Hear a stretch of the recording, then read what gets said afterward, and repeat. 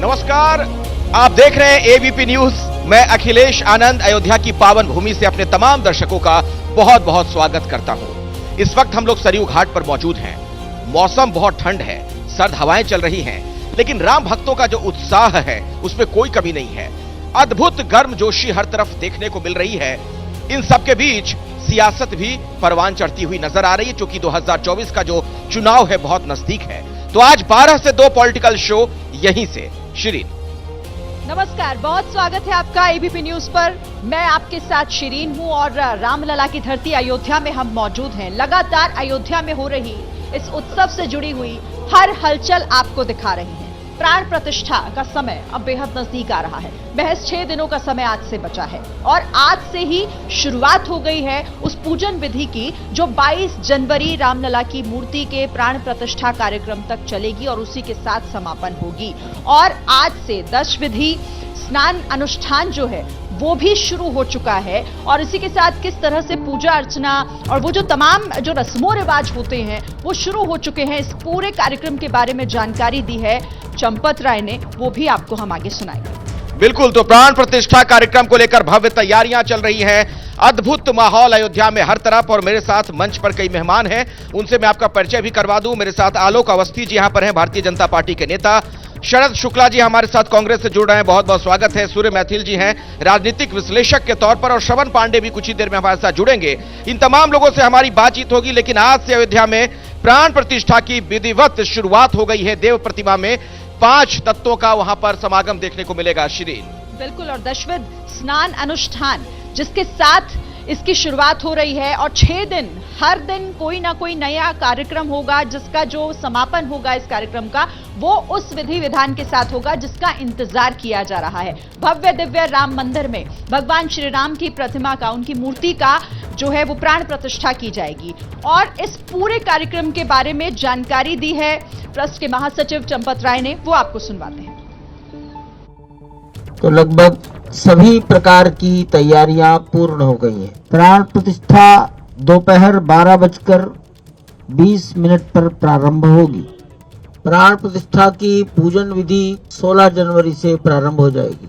पूजन विधि के लगभग सभी कार्य 21 जनवरी तक चलेंगे।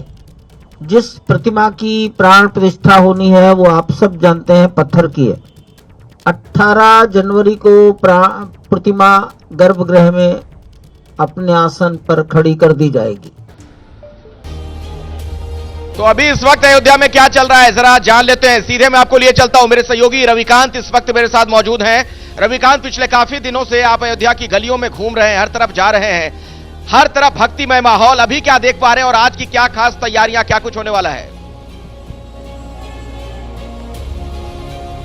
देखिए, आज अब से कुछ ही देर में 12:31 से प्राण प्रतिष्ठा की जो पूजा है वो विधिवत शुरू हो जाएगी और इसके लिए 121 आचार्यों का दिशा निर्देशन होगा। 2 प्रमुख आचार्य हैं और उनके साथ कुल मिलाकर के 121 आचार्य हैं। और आज जो है वो प्रायश्चित और कर्मकूट पूजन होगा, स्थान दोष का निवारण होगा और इस तरीके से जो भगवान की स्थान है उसके हर प्रकार के जो दोष है उनके निवारण की पूजा की जाएगी। और उसके बाद भगवान की तमाम जो पूजाएं हैं जल अधिवास से लेकर के और शय्यावास तक ये प्रक्रिया लगातार चलती रहेगी। 6 दिन की ये पूजा होगी और 21 तारीख तक लगातार पूजा होगी। इस पूजा के अलावा बाहर का जो वातावरण है अखिलेश, जैसा आपने कहा, पूरी जो अयोध्या है वो राममय है। राम की धुन चारों ओर सुनाई दे रही है। हम इस समय राम जन्मभूमि और जो हनुमानगढ़ी है उसके बीचों बीच में हैं और जहां भी जा रहे हैं भगवा रंग देखने को मिल रहा है, रामधुन सुनने को मिल रही है। लोग अलग अलग जगहों से जो आए हैं उनके जब हम चेहरे देखते हैं तो खिले हुए चेहरे दिखाई देते हैं और बेहद प्रसन्न हैं। अयोध्या की जो बदला हुआ स्वरूप है वो देख करके लोग अत्यधिक प्रसन्न नजर आ रहे हैं और हमसे आकर के अपने मनोभाव भी व्यक्त कर रहे हैं कि किस तरीके से जो अयोध्या में इस बार उनका आना हुआ है वो पहले के आने से एकदम अलग है। नई चीजें देखने को मिल रही हैं, नया माहौल देखने को मिल रहा है। और सबसे बड़ी बात कि राम का की जो प्रतिष्ठा हो रही है, राम दोबारा प्रतिष्ठित हो रहे हैं, उनकी प्राण प्रतिष्ठा और राम मंदिर को देखकर, उसके बारे में सुन करके लोग बेहद आह्लादित हैं। जाहिर है क्योंकि लोगों को बदली बदली सी अयोध्या नजर आ रही है, नई अयोध्या दिख रही है और अयोध्या में लोगों को आकर एहसास हो रहा है राम राज्य का, और इसीलिए लोग काफी खुश हैं, आनंदित महसूस कर रहे हैं। आप रविकांत हमारे साथ रहिएगा। तो देखिए, ये तो अयोध्या में आज से जिस तरह से अनुष्ठान की शुरुआत हो रही है उसकी जानकारी हमने आपको दी, लेकिन इस पर सियासत भी जोरों पर है। कांग्रेस की तरफ से एक ताजा बयान भी सामने आया है। अब कांग्रेस क्योंकि देखिए डैमेज कंट्रोल में जुट गई है, निमंत्रण अस्वीकार करने के बाद दिग्विजय सिंह, जिनका ये कहना है कि कांग्रेस ने कभी भी राम मंदिर निर्माण का विरोध नहीं किया। कांग्रेस ने सिर्फ ये कहा था कि जो भी कोर्ट का फैसला होगा, न्यायालय का फैसला होगा, उसका इंतजार किया जाना चाहिए। तो ये बड़ा बयान दिया है दिग्विजय सिंह ने, जिनकी तरफ से ये कहा गया है कि अयोध्या में मंदिर निर्माण का विरोध कांग्रेस ने नहीं किया। ये एक तरीके से क्लैरिटी की कोशिश की जा रही है, क्लियर मैसेज देने की कोशिश की जा रही है कांग्रेस की तरफ से।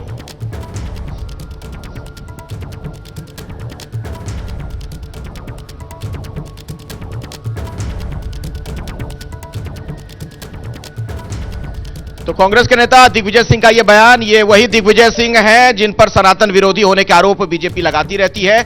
उनका यह कहना कि भूमि पूजन भी राजीव गांधी के समय में हुआ था और भी कई अहम बातें उन्होंने कही। उनका यह कहना था कि नरसिम्हा राव जी ने राम मंदिर निर्माण के लिए गैर विवादित भूमि का अधिग्रहण भी कर दिया था, लेकिन बीजेपी, वीएचपी और आरएसएस को मंदिर निर्माण नहीं, मस्जिद गिराना था। और केंद्रीय मंत्री अनुराग ठाकुर का बयान इस पर आया है। कांग्रेस ने राम मंदिर निर्माण को अटकाया भी, लटकाया भी और भटकाया भी। इसी बयान पर, कांग्रेस के इस रिएक्शन पर अब जिस तरीके से अनुराग ठाकुर का ये बयान सामने आया, इसके मायने पर भी हम बात करेंगे, लेकिन जरा पहले सुन लीजिए क्या क्या रहे। कांग्रेस और ये गठबंधन, ये जो घमंडिया गठबंधन है, ये क्या कहते थे कि मंदिर वहीं बनाएंगे, तारीख नहीं बताएंगे। अब तारीख, समय, स्थान सब तय कर दिया, निमंत्रण भी भिजवा दिया। पहले कहते थे निमंत्रण नहीं मिला, जब निमंत्रण मिला तब आना नहीं है। तो मैं यही कहूँगा, ये तो बहाने हैं जनता को बहकाने के, भटकाने के। इन्होंने राम मंदिर के निर्माण को लटकाया भी, भटकाया भी, अटकाया भी। ये तो भगवान राम को काल्पनिक बताते, राम सेतु को काल्पनिक। दीपेंद्र हुड्डा सामने आए हैं और किस तरीके से वो बचाव कर रहे हैं, कांग्रेस की तरफ से अपनी बात रख रहे हैं, जरा सुनिए आप।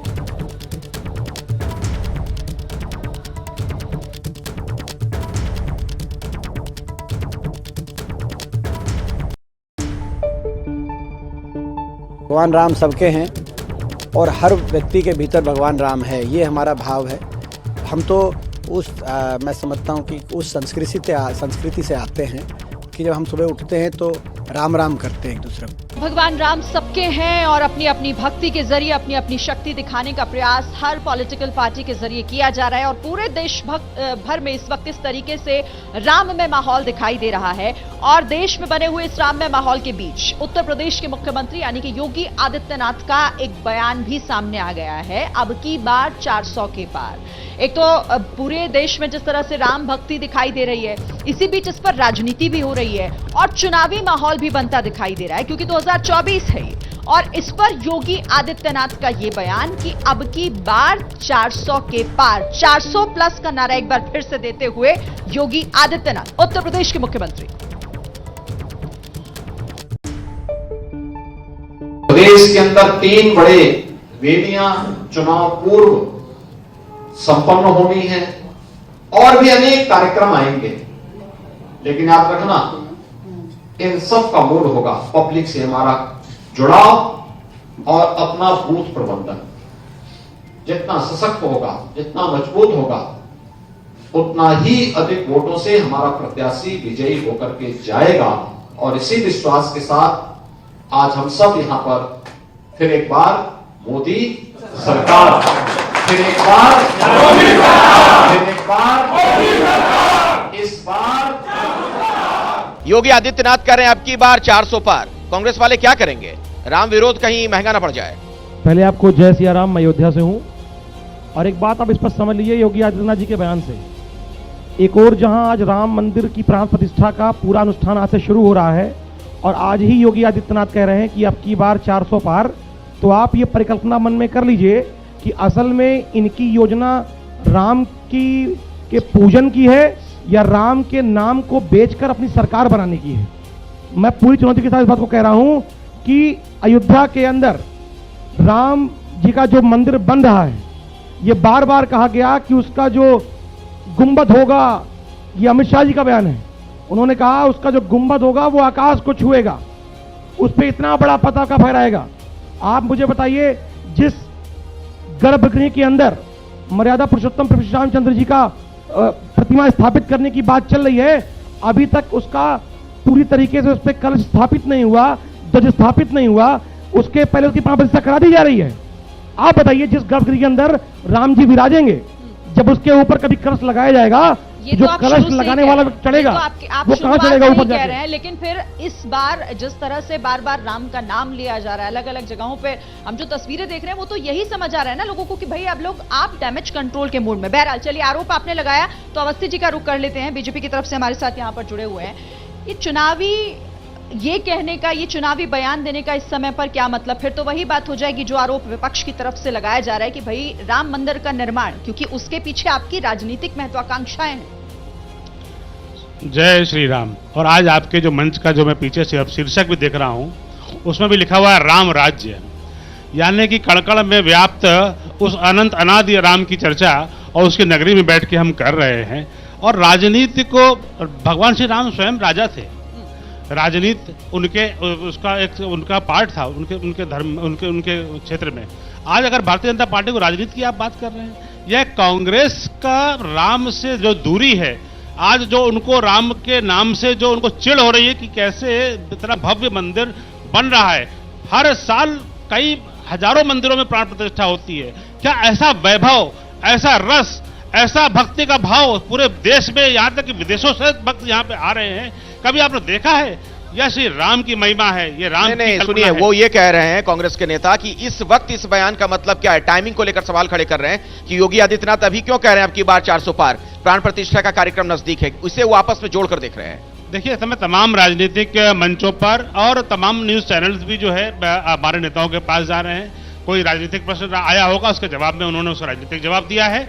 लेकिन यह पूछना चाहिए कांग्रेस से कि जो ये बात कह रही है कि वहां पर मंदिर अधूरा कैसे है, अरे मंदिर का गर्भगृह संपूर्ण है। आपको पता नहीं इतिहास, 1951 में सोमनाथ का जब मंदिर की जब उनकी प्राण प्रतिष्ठा हुई थी, वहां भी सिर्फ मात्र गर्भगृह बना था।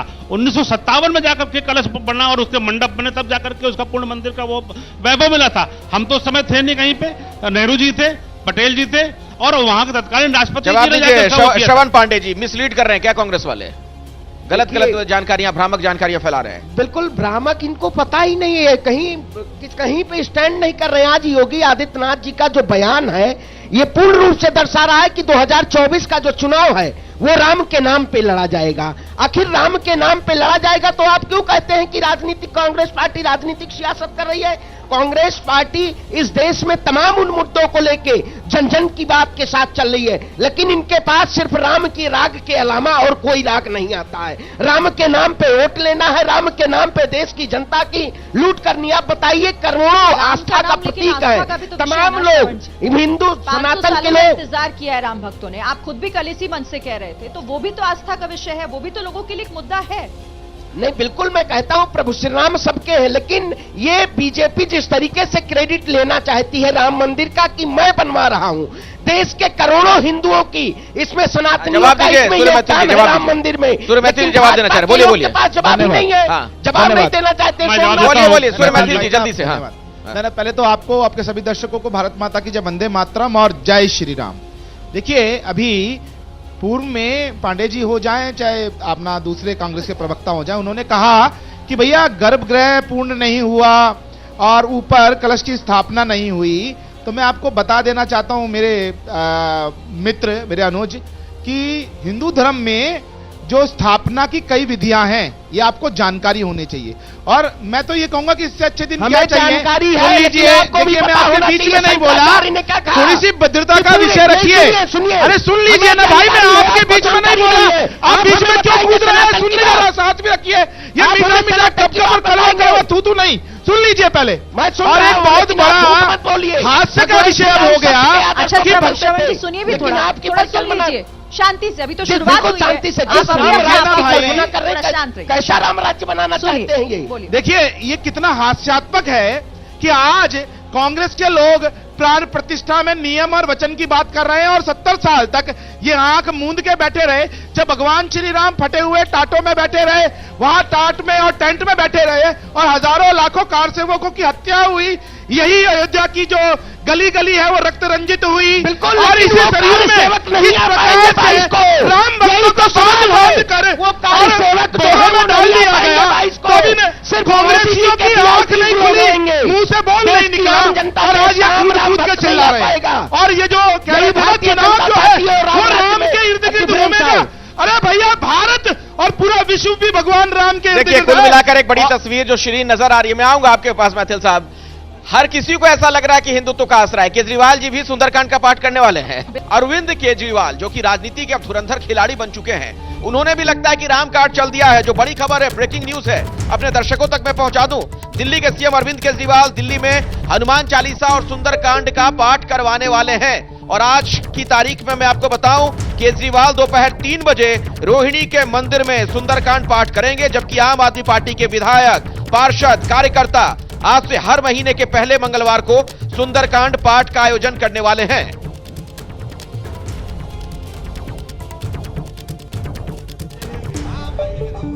आम आदमी पार्टी आज से पूरी दिल्ली में सुंदरकांड का पाठ करवा रही है। दिल्ली के अलग अलग विधानसभाओं में पाठ हो रहा है।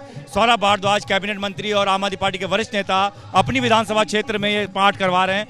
सौरभ जी, आप तो हर साल करवाते हैं, इस साल खास इसलिए क्योंकि अयोध्या में श्री राम प्राण प्रतिष्ठा का कार्यक्रम है, तो आप दिल्ली में ये कार्यक्रम करना चाह रहे हैं? देखिए, ये तो बहुत खुशी की बात है कि अयोध्या के अंदर भगवान राम का मंदिर बन रहा है, उनकी प्राण प्रतिष्ठा हो रही है।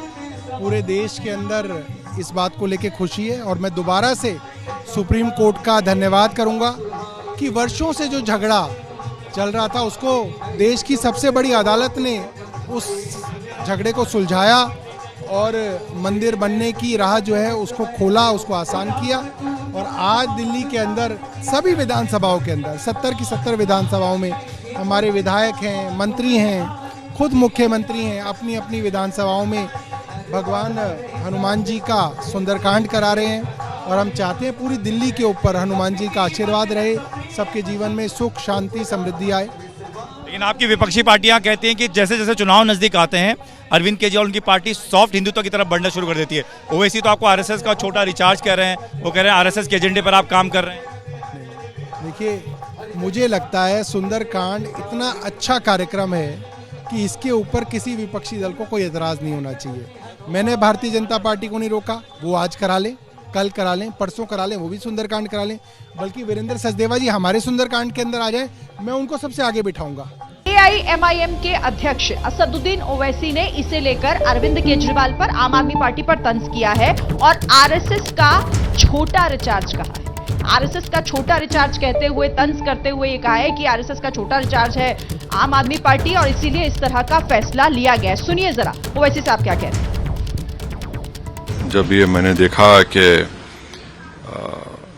दिल्ली के मुख्यमंत्री और उनकी सरकार ये तय की है कि हर ट्यूसडे को वो सुरेंद्रकांड किताब पढ़वाएंगे, हनुमान चालीसा पढ़वाएंगे, तो उस पर मैंने ये किया है कि भाई आप लोग बीजेपी से क्या डिफरेंट है? आप में बीजेपी आरएसएस में कोई फर्क नहीं है। आप इनका हिपोक्रेसी देखिए कि कोई कह रहा है कि मैं सरयू नदी में चले आऊँगा, कोई कह रहा है कि राष्ट्रपति को नासिक आया जाए, कोई कह रहा है कि ये पाठ पढ़ाया जाएगा शिक्षा सेंटर में और जहाँ पर अस्पताल में पढ़ाया जाएगा। तो आप तो नरेंद्र मोदी की राह पर चल रहे हैं, जो वो कर रहे हैं आप वही करना चाह रहे हैं। तो आप में बीजेपी आरएसएस में क्या फर्क रहा है?